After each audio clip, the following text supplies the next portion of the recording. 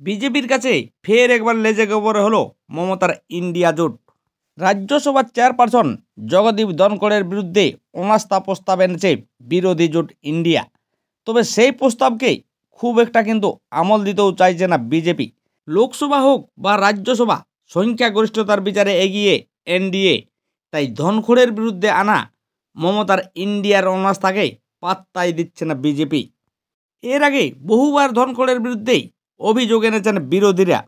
এমনকি সংসদের বক্তৃতায় বাধা দেওয়া, তাদের বক্তব্য পেশের জন্য সময় না দেওয়া এবং বিজেপি সাংসদদের বাড়তি গুরুত্ব দেওয়ার মতো অভিযোগও করেন মমতার ইন্ডিয়া জোট। তাছাড়া ধনখড়কে সরাতে ভোটাভুটিরও প্রস্তাবের ভাবনা হয় ইন্ডিয়া জোটের, কিন্তু রাজ্যসভায় সংখ্যার অভাবে তা ধোপও ওঠেনি ইন্ডিয়া জোটের। ধনখড়ের বিরুদ্ধে পক্ষপাতের অভিযোগ নিয়ে মঙ্গলবার ইন্ডিয়া জোট যেভাবে অনাস্থা প্রস্তাব এনেছে তাতে কিন্তু ৬০ জন সাংসদের সইও রয়েছে। কংগ্রেস, আম আদমি পার্টি, তৃণমূল, সমাজবাদী পার্টি, তাছাড়া ডিএমকের সাংসদরাও রয়েছেন। পাশাপাশি ইন্ডিয়ার সব শরিক দলের সাংসদরাও রয়েছেন এই তালিকায়। আসলে বিরোধীরা সবাই সই করেছেন এই অনাস্থা প্রস্তাবে।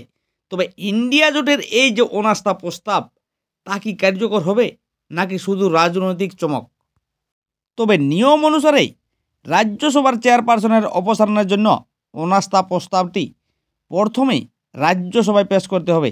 সেখানে সাংসদদের ভোটাভুটিতে ধনখড়ের বিরুদ্ধে সংখ্যাগরিষ্ঠের মত প্রয়োজন, আর তারপর সেটি লোকসভায় পেশ হবে।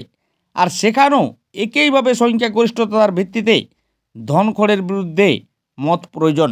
তবে কেন্দ্রীয় মন্ত্রী কিরেন রিজিজু মমতার ইন্ডিয়া জোটকে যেভাবে তোপ দাগলেন, তিনি বলেন সংখ্যার বিচারে এনডিএ এগিয়ে আছে, তাই কখনোই সাংসদ সংখ্যার বিচারে ইন্ডিয়া ধনখড়ের বিরুদ্ধে সংখ্যাগরিষ্ঠতার মত তৈরি করতে পারবে না।